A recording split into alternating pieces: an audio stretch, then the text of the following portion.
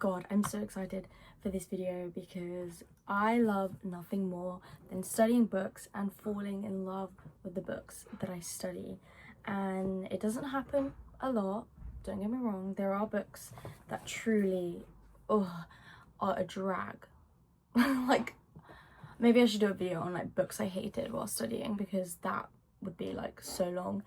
But I loving books and literature that I come across while studying and reading, and I especially love reading the criticism and the articles surrounding them. And so these are some of the books slash plays slash texts that I read in second year and fell in love with, and I've read some of them since finishing, and I will probably reread them again because they're so good. I think I might go from shortest to longest because it'll probably just make more sense that way. So yeah. So these are all the same plays, yet they are written by different people.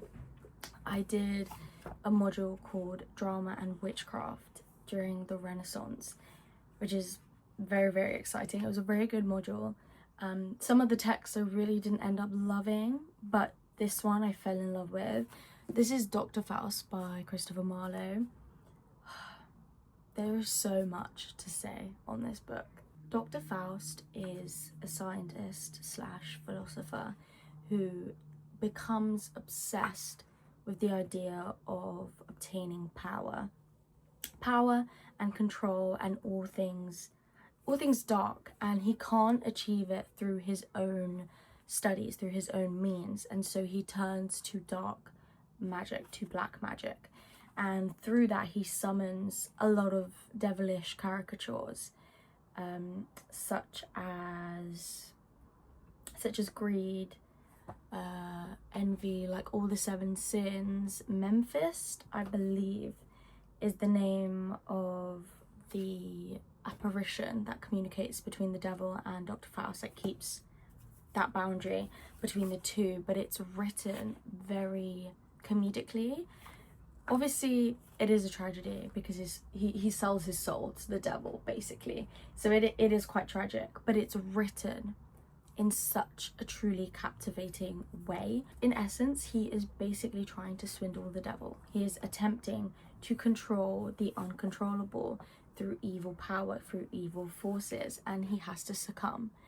And it really begs the question of how much are you willing to go? How much are you willing to sacrifice for that in which you want? And studying it was absolutely fascinating. I read some amazing critical articles on this, and there have been so many interpretations and different types of reading and things that academics have said on this book, because a lot of the questions are very philosophical and modern, if that makes sense. They are universal questions that are still being looked at and being asked at today. And Dr. Faustus is he's quite the control freak. A lot of his monologues and soliloquies happen for a long time, and he gets lost in himself very easily, and he loses sight of everything that he is and everything that he wants to become, because he's lost it. he's just lost it. And I'm so interested in the fall from insanity, the fall into insanity, how one loses everything they have because they cannot help but be greedy, but they cannot help but want more than what life has given them. Another important question that we asked throughout the seminars was, how much are we willing to forgive Dr. Faustus for what he's done? How much are we willing to feel sorry for him and actually try to understand the reasoning for why he makes a deal with the devil? What are his motivations? Why is he so captivated by this idea of controlling hell, controlling something which is not ruled by him at all? Why is it that heaven, the supposed opposite, and that would grant him more freedom and the space to flourish and grow and adapt his thinking, his scientific thinking, why would a place like that represents euphoria basically in utopia be such a foil to hell? Why is that less appealing than the destructive elements that hell would bring? There's basically a fundamental question of why. Why does he do anything that he does? This was written by Christopher Marlowe, but I was talking to my dad about, you know, Dr. Faustus because I was studying it, and he happened to mention that Goethe also wrote a translation and an adaptation of Dr. Faust as his own play. So this is part 1 and part 2. It is really annoying me that I have 2 entirely separate editions and 2 different translations, but I'm sure it's fine. So I'm very excited to read this and to see how differently it was written than Christopher Marlowe's rendition of it. I'm just really excited. I actually ended up asking my lecturer why he ended up doing Christopher Marlowe instead of these ones, Goethe's ones, and I cannot for the life of me remember what he said. But it's nice to be able to read something and to read a different translation of it and to read a different rendition. And I'm one of those people where I really do go on about translations and different editions because they really do make a difference. You know, you would think that there's only so little to translate, like it's all the same words, but it's really not. You have to not only you can translate it literally, but what is the metaphorical meaning of the text? Are you keeping the same core values that the original text had, and how are you writing that? It's very, very fascinating. So yeah, I am very, very excited to read these to read Goethe's version. I don't know if I'm saying that right. Goethe, I don't know, but I'm very excited to read them as well. So the next one that I wanted to talk about was Tennessee Williams' Cat on a Hot Tin Roof. Ignore the post-it notes, okay? I hate when actors and real people are on the cover, so I covered it up. But this play explores the fundamentalities of family dynamics and how family dynamics operate within the Southern American sphere. It is set on a plantation. There's a big plantation house, and that is where the entire play is played out on. Similar to Dr. Faust, there is a sense of control, of attempt to control. So Big Daddy is the ruler of the house. He is the top of the chain, the family chain, and he has children and a wife, and they all kind of live under this roof and visit. And he is attempting to control the new generation. The old generation is essentially trying to reinstate the values and the experiences that they had and shape them into the new upcoming families. And he fails. Here there is a contradiction between his 2 sons. One of his sons follows the conventional paths of what it means to have a traditional conventional family. He has a wife, he has lots of children, he wants to take over the plantation once his father passes away. He is the typical man of the house. He is what his father raised him to be. And the other son, Brick, is the complete opposite. He is a functioning alcoholic. He is a wasteland kind of. He has a wife, Maggie, but it is kind of underlined that they don't really have a true love anymore, because he is involved or was involved with his ex-best friend.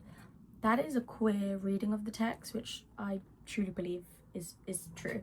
I do think he was in love with his best friend, and his best friend died, and it's kind of exploring homoerotic relationships or friendships, whichever way you decide to see it. But he essentially sees life as not a waste, but something that he demands more from. Not more as in greed, but more as in emotionality, more as in he wants to feel more, to understand why his existence is so important. Why is he here in the first place? It is not enough for Brick to just own everything that his dad, Big Daddy, gives to him. He wants to make a life of himself. He wants something to be proud of, to know who he is beyond all of this possessive materials, the physicalities of the house.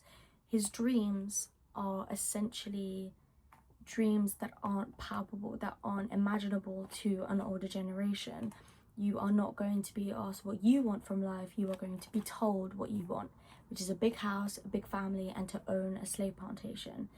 And Brick stands out in that way. He doesn't want any of that. He defies all of those preset societal rules that his dad has for him. Lots of arguments kind of take place throughout the entire play, obviously because they will butt heads, but arguments also take place because there is a threat within this family, a threat of not living up to the expectations that has been set out by you, by your previous generation, and he doesn't do that. And his dad tries desperately to understand why Brick is not conforming. Why isn't he having children? Why doesn't he want the plantation? Why did he give up football, his life, basically to waste away as an alcoholic? Why did he do any of it? And yet Brick won't answer, because his thoughts and his feelings are something that he's processing himself. He is asking himself what and who he wants to be, not for anyone else, but for himself and for his own family. And it's very interesting because Maggie, his wife, like tells him off, and they get into loads of arguments because she cannot understand why he doesn't love her and why she still loves him despite him not wanting to be with her. I think it's because he's queer. He's a queer man in the 60s, and that was unacceptable at the time. And I think, and deep down, I think she knows that too. But despite him not loving her, he has the utmost respect for her.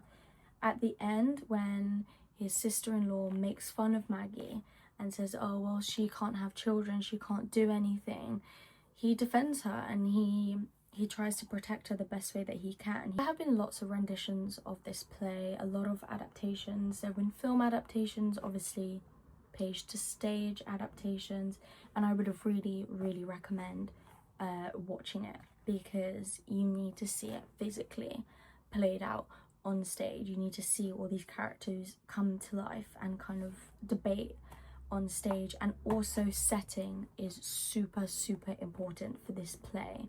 It is set in, I can't remember which South American state, but it's set in a South American state, and there's a background of oppression, of bloodshed on not only the plantation but in the house. And the house itself is also super important, because we do not ever move away from that house at all. It is all set in this, you know, just these four walls.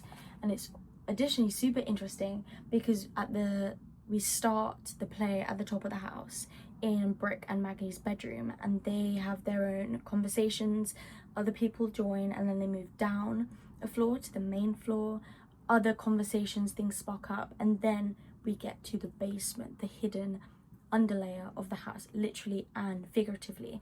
As they make their way down the house, we are getting deeper and deeper into the psyche of these characters to understand their motivations and why they work in the way they work. And there is this super vulnerable moment at the end where Big Daddy is diagnosed with cancer. He is going to die, and him and Brick converse in the basement, and Brick basically looks around this entire basement and he's like, all you have is stuff. That's it. That is all you have. You do not have a legacy. You don't know what you want. You have been told everything you want in life. You don't actually know what that is. And it's a super vulnerable moment, but it's such a delicious play. Like, truly, I love this play. I have read it, like reread it since studying it at least once or twice, and I've really thoroughly enjoyed it, so I would definitely recommend reading it. I'm gonna move on to my favorite book I have studied in second year. This book, honestly, I think is making my top books of all time that I've ever read, because James Baldwin strikes again. This is Another Country by James Baldwin. I studied this in my American Century module, and oh my god, does James Baldwin captivate me like no other. Okay, I just shut my window, so hopefully the drilling you can't hear as badly, but James Baldwin is one of those authors that everyone knows about, and yet I shamedly hadn't by that point read anything by him. I know, I'm disappointed in myself too, I'm not gonna lie to you, but this was set on the reading list. This is Another Country, and I devoured these 400 pages in like 3 days. I was captivated. I was lost in New York with these characters, and I loved it. So we follow 4 main characters and a few other ones through the uprising of New York and the Harlem Renaissance. These characters were so frustrating. I would say that objectively all of these characters are genuinely super annoying, but the reason why I tolerated them and I still loved them is because they are so human, like they are riddled with everything that it means to be a human being, with every plague and every thought that sums up the human experience and the human life. Essentially, they all do things that are wrong, they all mess up, they all struggle in their own ways, some more than others, but they are just trying to figure out their life. They are trying to figure out how to converse with each other, how to understand each other, how to communicate in the way that it's clear, but they always somehow miss the mark. They always end up not doing it. And it is super frustrating, but it is entirely well written. If everything went well, if everything happened to be the way it should have been, it would not have the same impact that it did. And James Baldwin is a phenomenal writer. The settings, the characterizations of these people, the sheer way sentences are constructed onto the page is so intentional and fabulous. I cannot help but just be captivated. I am so captivated by James Baldwin.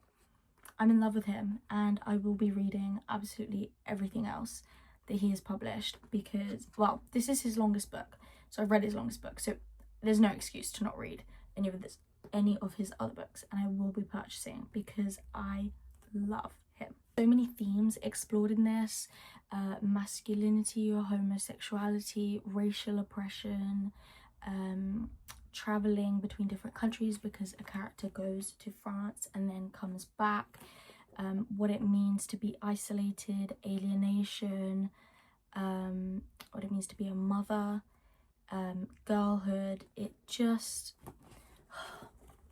James Baldwin, I love you. This is so good. So many things are explored, everything is intersectional, everything crosses over, everything is linked and tied in this book. There is not a single plot hole. My only regret of this book is that it didn't continue. There was more to say. Once this last page was read, there isn't the end. So much more could go on, so much more could be explored, and I am just in awe as to how you would be able to write such characters, how you'd be able to write such a story that doesn't really end, it doesn't actually stop. There is so much more that could happen to these characters, and that is ultimately what keeps me going, what I keep coming back to with this book, because I literally cannot let it go. I cannot let this go. It is wonderful. I will be talking about this forever, I think. And finally, I love this short little novella. This is The House on Mango Street by Sandra Cisneros. This is written as vignettes, so as short little chapters and sections, and there were debates in our seminar as to whether this should have been written just as a poem or as poetry instead, but I wholeheartedly disagree. I think that it worked very well for what this book was trying to do, what it was trying to write about. Esperanza, the main character, is struggling to find her identity in Chicago, and her family moved there from Mexico. And essentially she is going through the processes of figuring out her own life in a setting that is entirely alienated from her home, from Mexico. Not only are the values different between the states and her, her original nationality, but the way that life is presented in Chicago is not the life she feels that she can keep up with. Her family struggles through poverty.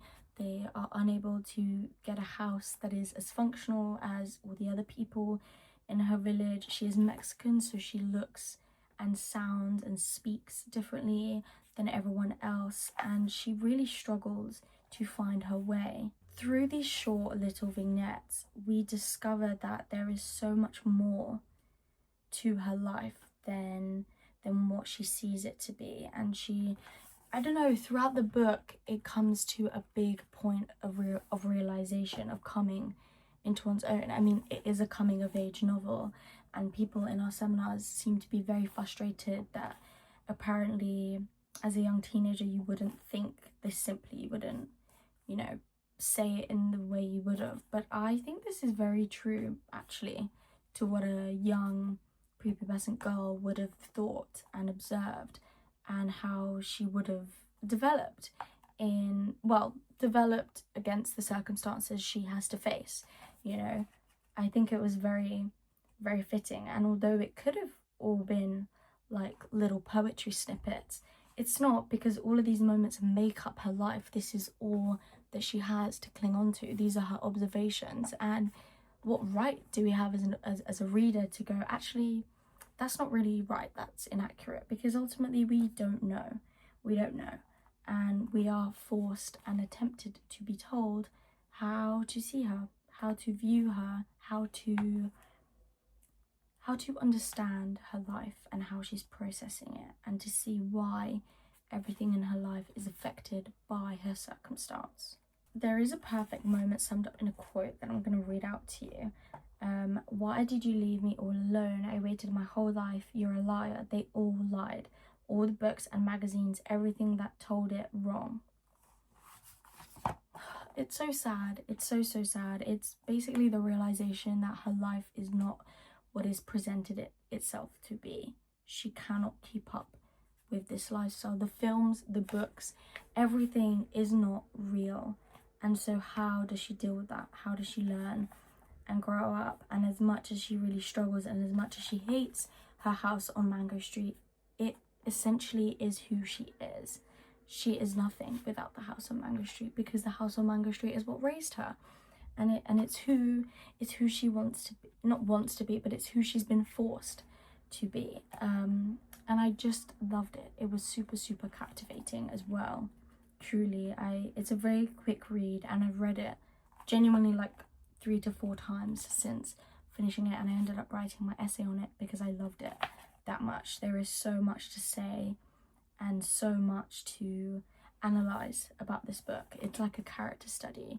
Loads of people come in and out, and we get to see how she views her life as someone who is unable to have an adult perspective. I mean, the child perspective and the naivety and innocence that comes from that perspective, it allows room for a different type of perception, a perception that isn't yet skewed by people in power.